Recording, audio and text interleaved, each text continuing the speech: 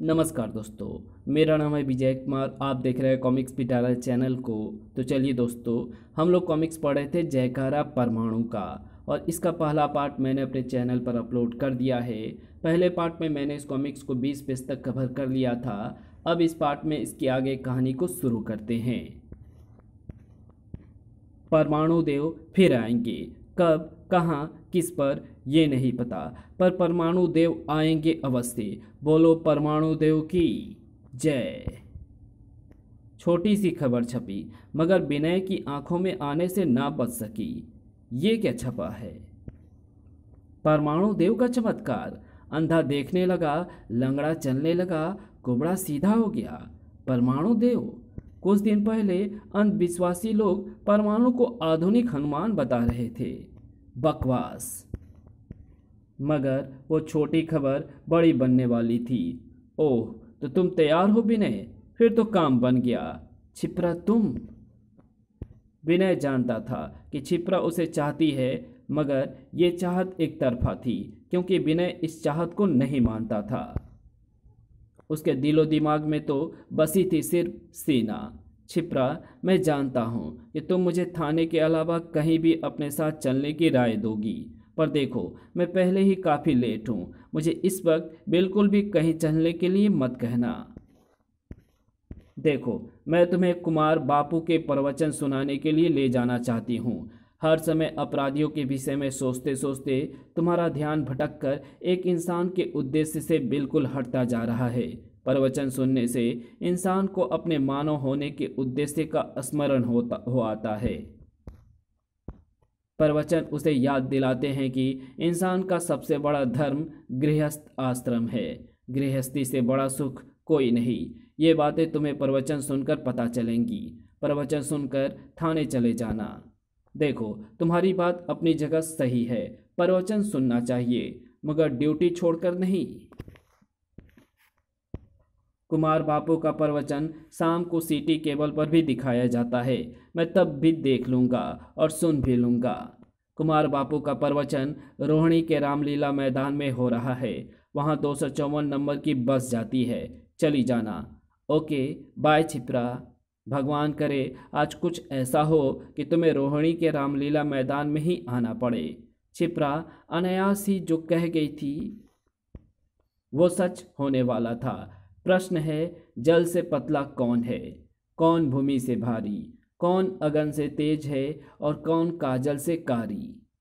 तो भक्तों, जवाब है, जल से पतला ज्ञान है, पाप भूमि से भारी, क्रोध अगन से तेज है और कलंक काजल से कारी। तो बोलो राम जय जय राम।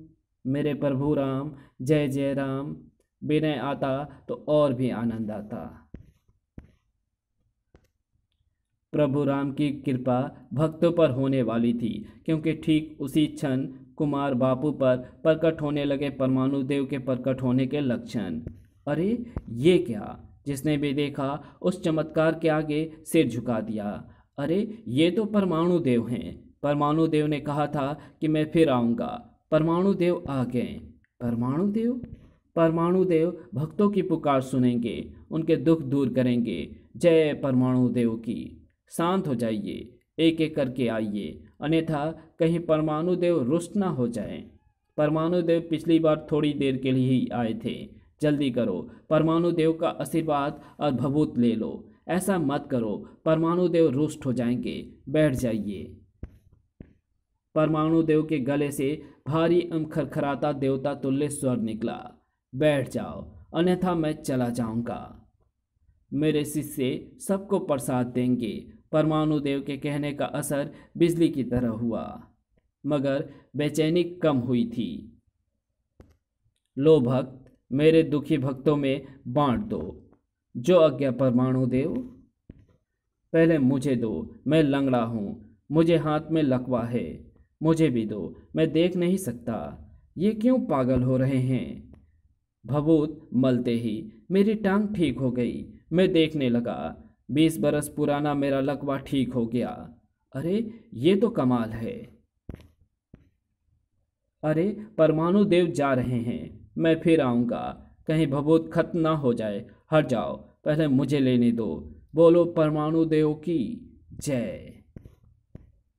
स्थिति की गंभीरता को देखते हुए शिष्य ने भभूत की थैली को उड़ाकर खाली करना शुरू कर दिया। अगर थैली मेरे हाथ में रही तो ये सब ततैयों की तरह मुझसे चिपट जाएंगे। मैं भभूत उड़ा रहा हूँ बापू, उड़ा दो। भभूत लूट लेने की होड़ में हड़कंप मच गया। परमाणु देव की भभूत है, लूट सके तो लूट, सब दुख दरिद्र कट जाएंगे। रट परमाणु देव रट। कहीं भी हुआ हंगामा क्षण भर में भगदड़ का रूप धर सकता है। ना जाने किसने इस हंगामे की रिपोर्ट कर दी थी और आना ही पड़ा इंस्पेक्टर विनय को। स्टॉप दिस, आई से स्टॉप दिस। ओह विनय, मैं कहता हूँ बंद करो ये तमाशा। हट जा इंस्पेक्टर, तुझे इस भभूत की महिमा नहीं पता है। इसने लंगड़े को टांग दी, अंधे को आंख, कुबड़े को ठीक कर दिया, लकवे को ठीक कर दिया। ये परमाणु देव का प्रसाद है, हमें ये प्रसाद लूटने दे इंस्पेक्टर। पागल मत बनो। अगर कोई परमाणु देव ऐसे चमत्कार करने लगे तो अस्पतालों में ताले पड़ जाएंगे। ये कोरा अंधविश्वास है। परमाणु देव कोरी गप है। क्षिप्रा आगे बढ़ी। ये गप नहीं है विनय, मैंने ये चमत्कार अपनी आंखों से देखा है।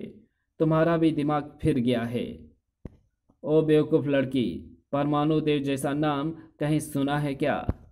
किसी देवता का नाम परमाणु यानी न्यूक्लियर पर कैसे हो सकता है? किसी भी पौराणिक ग्रंथ में इस शब्द की तो कभी किसी पौराणिक लेखक ने कल्पना भी नहीं की होगी। न्यूक्लियर यानी परमाणु शब्द विज्ञान की देन है। अगर वाकई यहाँ कोई परमाणु देव प्रकट हुए हैं तो उसमें कोई फ्रॉड है, कोई धोखा है। धोखा तू है, फ्रॉड तू है इंस्पेक्टर। धर्म के मामले में अपनी टांग अड़ा रहा है तू। तड़ाक। उफ। खबरदार, तुम लोग कानून अपने हाथों में लेने की कोशिश कर रहे हो। तड़ाक। उफ। विनय, चलो यहाँ से। ये लोग पत्थर मार रहे हैं, कहीं इन लोगों पर धार्मिक उन्माद चढ़ गया तो ये कुछ भी कर सकते हैं। लेकिन एक बेसिर पैर के देव की कहानी को कैसे सच मान लूं? पागल हो गए हैं सब। उफ। ओह नो, भीड़ ने मेरी जीप को भी उलट दिया है। टैक्सी।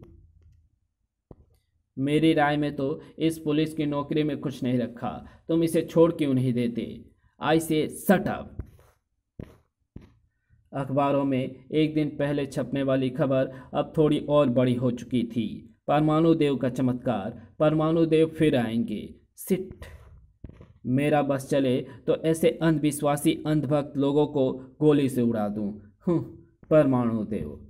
और मेरी समझ में ये नहीं आ रहा है कि तुम परमाणु देव से क्यों जल रहे हो। अरे अगर वो लोग मान रहे हैं तो उन्हें मानने दो, तुम्हारा क्या जाता है? तुम मत मानो। तुम सुबह सुबह कैसे आ गई? और ये क्या लाई हो? कुछ फल लाई हूँ विनय। मुझे ऐसे देखने आई हो जैसे अस्पतालों में बीमारों को देखने जाते हैं। तुम्हें क्या मैं हॉस्पिटल में एडमिट बीमार लग रहा हूँ? ओह विनय, तुम तो हर बात पर खफा हो जाते हो। मैं अपने आप खफा नहीं हो जाता, मुझे शौक़ नहीं है खफा होने का, लेकिन लोगों की ऐसी हरकतें मुझे गुस्सा दिला देती है। पता नहीं क्यों तुम हर वक्त मुझसे खींचे रहते हो, मुझसे दूर भागना चाहते हो। परमाणु देव की चर्चा ने पत्रकारिता के पेशे से जुड़े प्रत्येक पत्रकार फोटोग्राफर को संबंधित खबरों का और जायजा लेने के लिए एक्टिव कर दिया था। तो भला ममता पीछे क्यों रहती? आजकल ऐसे प्रवचन आम हो गए हैं, मैंने भी सुने हैं कई बार। जीवन की छिपी हुई सच्चाइयों को बड़े ही तार्किक ढंग या मोहक अंदाज में ये संत लोगों को सामने लाते हैं। लेकिन कितने लोग होते हैं जो संतों की वाणी से अपने हृदय को निर्मल करते होंगे? शायद 1000 में 1-2। आज मैं ऐसे ही प्रवचन के बारे में और ज़्यादा जानकारी लेने निकली हूँ और आज मेरी खोज खबर का विषय है परमाणु देव, जो ऐसे ही प्रवचन स्थलों पर एकाएक ही प्रवचन करने वालों पर आ जाते हैं। इंस्पेक्टर विनय का दिमाग अभी भी परमाणु देव में उलझा हुआ था। जब तक परमाणु देव की बात की सत्यता का पता नहीं लगा लेता तब तक मुझे चैन नहीं मिलेगा। सर, आपके कहने से उन सबको थाने में बुला लिया है। कहाँ है वो? इस कक्ष में चले जाइए सर। ओह, चाय और पकौड़े खाए जा रहे हैं। थाने में बुलाकर चाय पकौड़े खिलाए जाने लगे हैं। शायद ये भी परमाणु देव का ही प्रताप है सर। अब कलयुग ज़्यादा दिन तक नहीं रहेगा। परमाणु देव के नाम से फिर भड़क गया विनय। मेरा रोल लाओ, इन्हें चाय पकौड़े हजम करा दूं। तड़। मैंने सुना है कि तुम्हारी ये टांग खराब थी, जिसे परमाणु देव की भभूत ने ठीक कर दिया है। बोलो, क्या यह सच है? और बेटे, सच ही बोलना। मैं तो झूठ बोलता ही नहीं, ऐसे ही हुआ है। झूठ झूठ बोला तू, सच बोल, सच। तू बता, तेरा कुंवर ठीक हुआ है ना? कहाँ रहता था तू ठीक होने से पहले? बहुत दूर साहब, यहाँ से 2000 किलोमीटर दूर बेंगलोर के पास एक गांव है, कड़ी पुच्छीपुरम। वहाँ साहब, काम की तलाश में 2 दिन पहले ही मैं दिल्ली आया था साहब। तू बता, सच क्या है? मुझे लगता है तेरे हाथ में लकवा था ही नहीं। था साहब, था, पर आप हमें मार नहीं सकते। ये तो अन्याय है। मैं आपकी शिकायत कमिश्नर साहब से करूँगा। अच्छा बेटे, तुम बताओ, लेकिन याद रखो, झूठ बोलने पर तुम्हारी भी सजा हो सकती है। बताओ कि क्या सचमुच तुम्हारी ये टांग पोलियाग्रस्त थी? यस अंकल, परमाणु देव की भभूत ने तो चमत्कार कर दिया। अंकल, अगर आप भी परमाणु देव की भभूत चाट लेते तो रातों रात कमिश्नर बन जाते, पर बैड लक। ओ शट अप! हवलदार, इन्हें उल्टा टांग दो और जब तक सच न उगल दे लटका रहने दो। हम तुम्हारी शिकायत करेंगे इंस्पेक्टर, छोड़ेंगे नहीं। तुमने हमें चाय पकौड़ी के बहाने यहाँ बुलाया और पीटा। आखिर ये चक्कर है क्या? एक ऐसे देव का प्रचार क्यों किया जा रहा है जो परमाणु से जुड़ा है? लोगों को बेवकूफ़ी बनना था तो किसी प्रचलित देव का भी तो प्रचार किया जा सकता था। इंस्पेक्टर विनय भी कमाल का आदमी था। अब जब आही परमाणु देव रहे थे तो उनसे कौन कहे कि भाई तुम किसी प्रचलित देवता के रूप में क्यों नहीं आते? भक्तों, मेरे बहुत से भक्त पूछते हैं कि मैंने अपना नाम गरारी बापू क्यों रखा। तो इसका कारण है भक्ति। जिस तरह कोई गरारी पुर्जा को मशीन से जोड़ती है, चलाती है, ठीक उसी प्रकार भक्ति किसी इंसान और भगवान के बीच गरारी का काम करती है। उसे भगवान से जोड़ती है, उसके जीवन को चलाती है। भक्ति की गरारी फंसाकर इंसान भगवान से जुड़ जाता है। तो बोलो कृष्ण मुरारी की जय। लेकिन भाई, समझ में नहीं आया कि इस बार प्रवचन सुनने अधिकांश डिफेक्टिव लोग क्यों आए हैं। अरे तुम्हें पता नहीं, आजकल ऐसे प्रवचनों में परमाणु देव आ रहे हैं। ना जाने परमाणु देव कब आ जाएं। ये लोग इसलिए ही तो यहाँ आए हैं क्योंकि परमाणु देव की भभूत लूले लंगड़ों को भी ठीक कर देती है। नारों का जोर अभी थमा भी ना था कि देखते ही देखते गरारू बापू के शरीर पर परमाणु के रंग अपना चमत्कार दिखाने लगे। अब तो नारों से आकाश गूंज उठा। परमाणु देव आ गए, परमाणु देव आ गए। मेरी भक्ति की गरारी परमाणु देव से जुड़ गई। इस बार लाइव टेलीकास्ट के लिए पहले से ही उपस्थित टीवी चैनलों के कैमरे फौरन चालू हो गए। मैं इन टीवी चैनल से प्रकाश पंडित, आप देख रहे हैं परमाणु देव को सीधे प्रसारण से। इंतजार की घड़ियां खत्म, देखिए जी टीवी पर परमाणु देव को।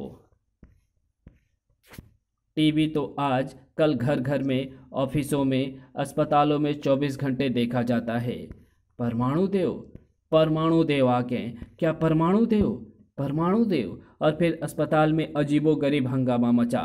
जल्दी करो, जल्दी करो, कहीं परमाणु देव मेरे पहुंचने से पहले प्रस्थान ना कर जाएं। मुझे वहां ले चलो।